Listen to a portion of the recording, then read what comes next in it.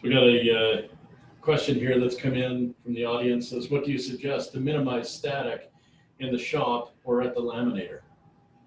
A couple of things we've suggested is we've found a really good static string that you can actually drape onto your material.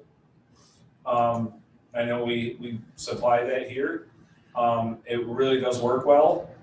The other thing is keeping the humidity up in your shop, keeping the humidity correct in your shop. That's another thing a lot of people don't understand is that, well, my shop's air conditioned.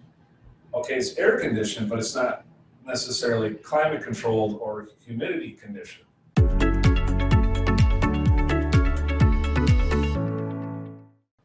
And so the humidity affects your paper greatly. I mean, you can walk in, you know, some people will say, oh, I just brought this out of the back, you know, print room, and they got this paper in here. And, well, yeah, it's been sitting out in the warehouse for 4 days in the hot, humid weather. We've had rain for 6 days, and that stuff's going to be, you know, glued together almost. And on the other hand, it's been sitting in the back corner of an air-conditioned office or something. It's going to be a lot drier than you might want it. So the humidity can really affect how your static adheres your sheets together when you're trying to feed them through the machines.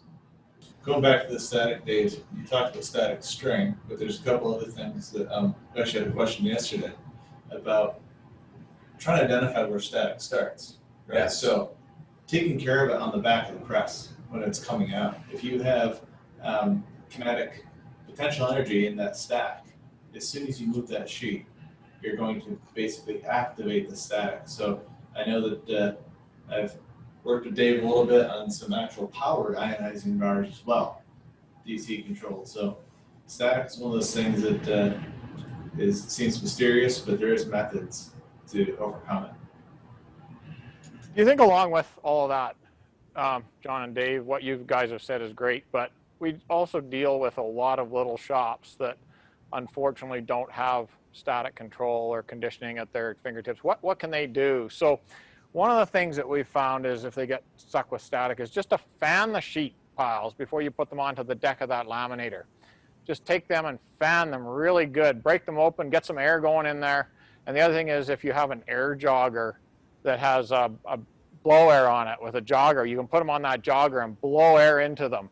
That, for a small shop, that if you don't have these humidity controls available, that can be a huge assistance to you just to really take it a next step forward to dealing with that static off the feed tray of your laminator or your folder. The ionizing joggers are very key, aren't they?